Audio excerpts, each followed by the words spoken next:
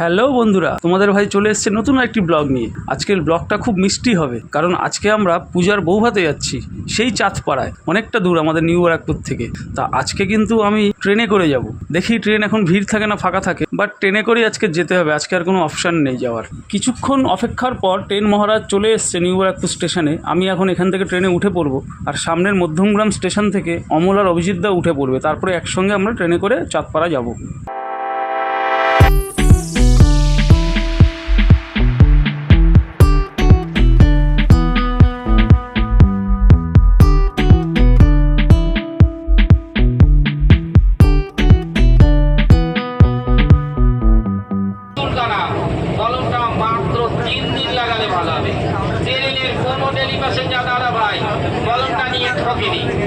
বড় বড় চাকা চাকা দেয়, বড় বড় ফাঙ্গাল ইনফেকশন, ভাইরাস জনিত চর্মরোগ, সোরাইসিস চর্মরোগ। দেখতে দেখতেই হাবড়া স্টেশন আমাদের ট্রেনটি ঢুকে পড়লো, আর তখনই দেখছি চোখের সামনে থেকে বাংলাদেশ থেকে কলকাতাগামী একটা ট্রেন ছুটে যাচ্ছে। দেখে খুব ভালো লাগলো।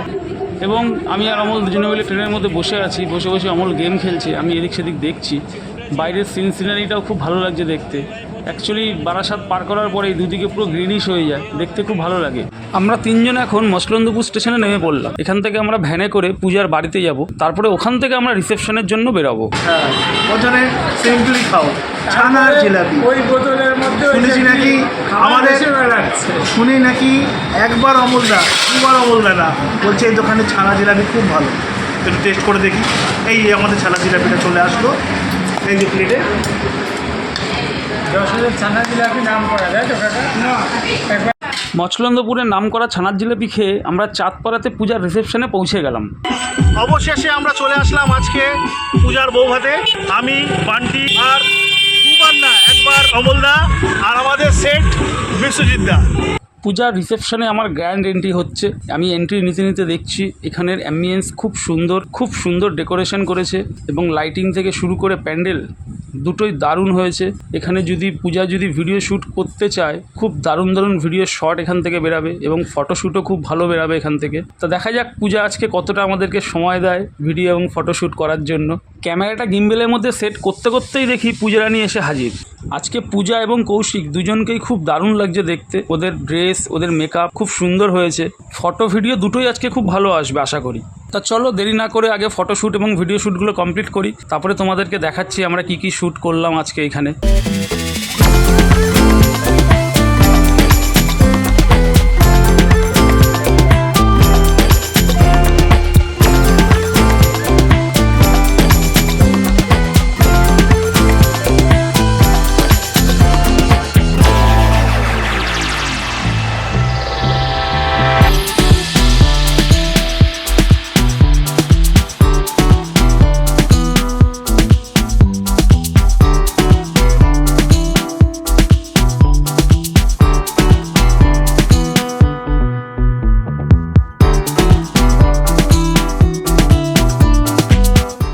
কিছুটা ভিডিও শ্যুট কমপ্লিট করে নিলাম, তারপরে মকটেল কাউন্টারের সামনে চলে আসলাম।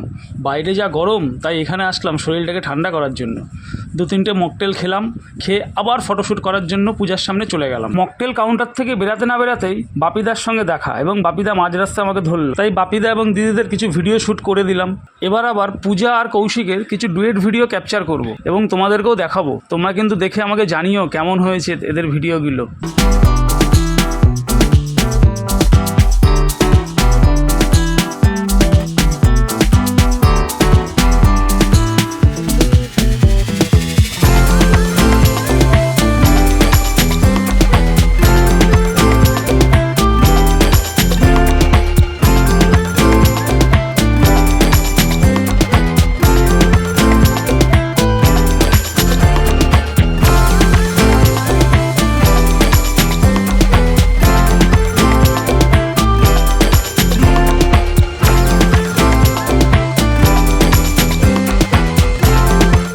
আজকের মতন পূজা আর কৌশিকের রিসেপশনের শ্যুট এখানেই কমপ্লিট হলো, এবং আমি আর অভিজিৎ দা এখন একটু ডিজের তালে গা ভাসালাম।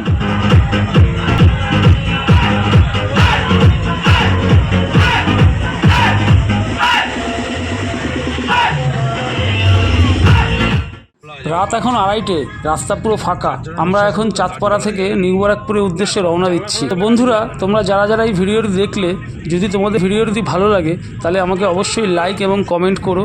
আর যারা চ্যানেলে নতুন আছো তারা অবশ্যই সাবস্ক্রাইব করে দিও। চলো এখানে এই ভিডিওটা শেষ করছি। Tata, bye bye, see you.